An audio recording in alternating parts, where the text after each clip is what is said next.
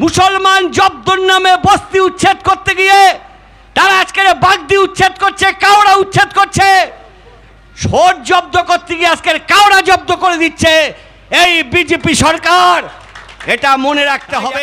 লড়াই বিজেপির বিরুদ্ধে আমাদের লড়াই, মৌলবাদের বিরুদ্ধে লড়াই, ধর্মীয় মৌলবাদের বিরুদ্ধে লড়াই, বিজেপির বিরুদ্ধে লড়াই। যারা দেশটাকে টুকরো করতে চায়, যারা আজকের দেশে হকার উচ্ছেদ করছে, যারা আজকের গরিবের বস্তি উচ্ছেদ করছে, মুসলমান জব্দর নামে বস্তি উচ্ছেদ করতে গিয়ে তারা আজকের বাগদি উচ্ছেদ করছে, কাওড়া উচ্ছেদ করছে। সোট জব্দ করতে গিয়ে আজকের কাওড়া জব্দ করে দিচ্ছে এই বিজেপি সরকার। এটা মনে রাখতে হবে। যারা হকার থেকে উচ্ছেদ হয়েছেন, একেবারে দমদম থেকে শুরু করে হাবড়া থেকে শিয়ালদা, বালিগঞ্জ, তাদের মধ্যে 80% হিন্দু। যে ভোট দিয়েছিলেন বিজেপিকে পরিবর্তনের জন্য, আবার কিছু হিন্দুর টানে তারা আজকে দেখছেন যে যে সরকার এসছে সে হিন্দুর নামে ভোট নিয়ে আজকের কি সর্বনাশ করছে গরিবের। আদানির হাতে সমস্ত রেল স্টেশন তুলে দেওয়ার জন্য। তাই আমাদের লড়তে হবে, লড়াইটা আমাদের লড়তে হবে। সিপিএম এমন একটা পার্টি, লাল ঝান্ডা এমন একটা পার্টি, মমতা ব্যানার্জির আঁচলের তলায় হয়নি, শুভেন্দু অধিকারীর পায়জামার পকেটে জন্ম হয়নি।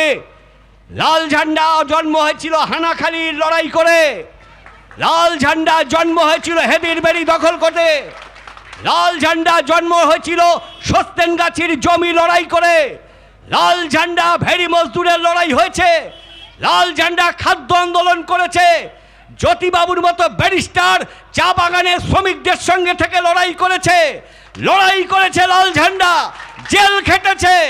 ইন্দিরা গান্ধীর বিরুদ্ধে জ্যোতির্ময় বোস লড়াই করে জেলে গেছে, চোখে চোখ রেখে কথা বলেছে।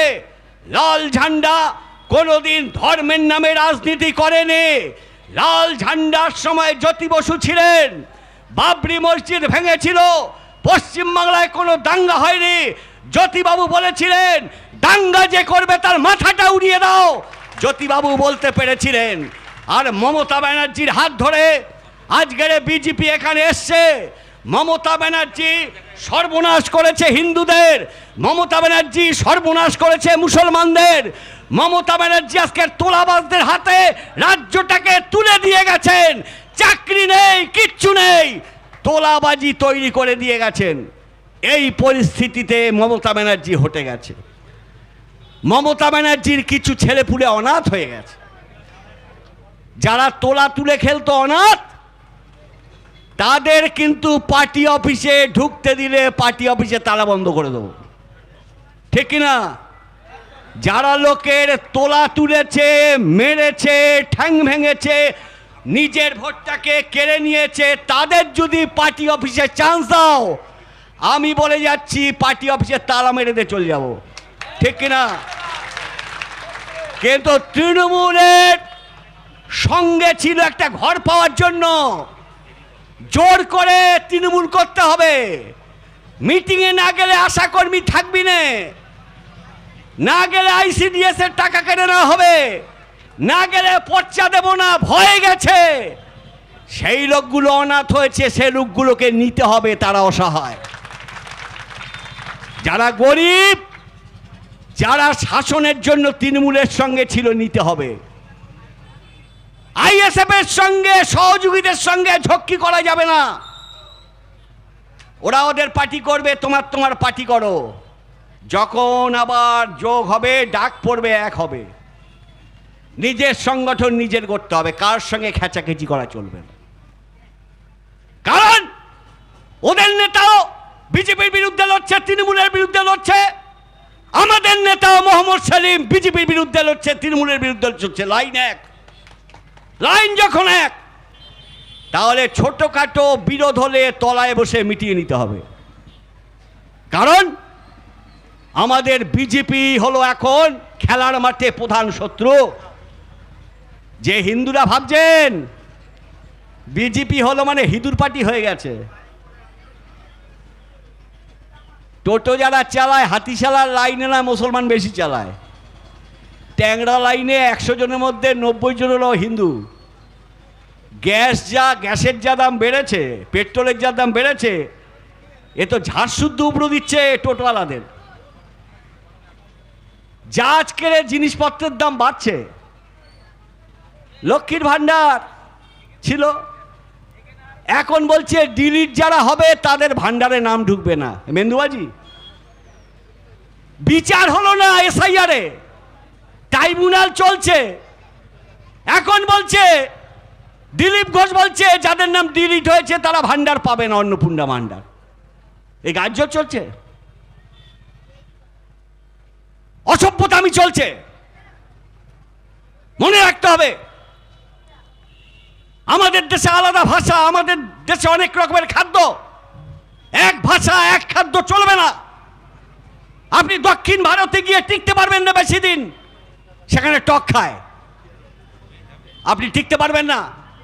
আমাদের দেশ বৈচিত্র্যের দেশ, এক দেশ করতে চাইছে, এক ভাষা করতে চাইছে, এক ধর্ম করতে চাচ্ছে, এক আইন করতে চাইছে। এভাবে ভারত চলে না, তার বিরুদ্ধে আমাদের লড়তে হবে। 100 দিনের কাজ 4 বছর বন্ধ ছিল তৃণমূলের চুরির জন্য, এখন আবার চালু হয়েছে 125 দিনের কাজ। পাবে না, যা টাকা বরাদ্দ করেছে 60 দিনের টাকা বরাদ্দ হয়েছে, কিন্তু দক্ষিণ 24 পরগনা আর মুর্শিদাবাদে কাজ হবে না। বলে কেন? বলে এখানে চুরি বেশি হয়, কাজ হবে না। তা মমতার চুরির জন্য আর শুভেন্দু অধিকারীদের অপদার্থতার জন্য দক্ষিণ 24 পরগনার মুর্শিদাবাদের লক্ষ লক্ষ জব হোল্ডার কেন আজকের ভুগবে? এই লড়াই আমাদের করতে হবে। অনেকে কমরেড ভাবছেন পঞ্চায়েত নির্বাচন হবে। তৃণমূল পঞ্চায়েতে যা করে গেছে, চোরা পঞ্চায়েত করে গেছে। একটা ওয়ারিশন সার্টিফিকেট নিতে গেলে 10,000 টাকা, একটা ঘর দিতে গেলে 20,000 টাকা কাটমানি, একটা মেম্বার বাক্সাক করে হলে আমি শুনছি বেওতা 2-এর প্রধান নাকি টাকা দিয়ে প্রধান হতে হয়েছে, অনেক টাকা দিয়েছে, 24 লাখ টাকা দিয়েছে। বামনঘাটার প্রধান নাকি 25 লাখ দিয়েছিল। আমি একদিন প্রধানরে বললাম, হেরা এত টাকা দিলি? বলে কাকা টাকা ইনভেস্ট করেছি, তুলতে হবে। টাকা যদি কেউ ইনভেস্ট করে তুলতে হবে তো, তাহলে ওইভাবে তুলতো। এখন ওই দেখে দেখে যদি কেউ মনে করেন আমরা মেম্বার হব, ওইরকম টাকা তুলবো, ওইরকম পঞ্চায়েত আমাদের দরকার নেই। ও পঞ্চায়েত হবে না। পঞ্চায়েত আমরা চাই তোলাবাজি বিরোধী পঞ্চায়েত। পঞ্চায়েত হবে গরিবের পঞ্চায়েত, পঞ্চায়েত হবে মানুষের পঞ্চায়েত। পঞ্চায়েত কাটমানির পঞ্চায়েত হবে না। ভাঙড়ের লোক 48% ভোট দিয়েছে নওশাদ সাহেবকে কাটমানিকে রোখার জন্য। আমাদের পার্টি অফিস হবে, এখানে যদি কোনো কাটমানির হিসেব হয় আবার বলছি তালা বন্ধ করে দেবো। কোনো খবর নেই। পার্টি গড়তে হবে, মানুষের সঙ্গে থাকতে হবে। আমাদের প্রবীণ নেতারা যেভাবে মানুষের সঙ্গে থেকে পার্টি তৈরি করেছে, আবার সেইভাবে তৈরি করতে হবে। মানুষ একটা জিনিস বুঝে গেছে, লাল ঝান্ডা ছাড়া পশ্চিমবাংলায় বাঁচার কোনো লাইন নেই। রাস্তাঘাটে বলছে ফিরিয়ে আনো জ্যোতিবাবুর আমল, ফিরিয়ে আনো সেই দিন। মানুষ বলছে ফিরিয়ে আনতে গেলে আমাদের কষ্ট করতে হবে, আমাদের গ্রাম বৈঠক করতে হবে।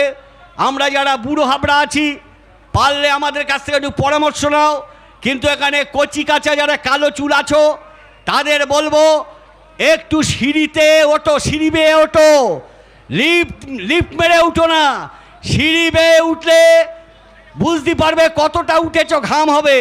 আর লিফটে উঠলে ঘাম হয় না, সিঁড়ি বেয়ে উঠতে হবে, খেটে খুঁটে নেতা হতে হবে।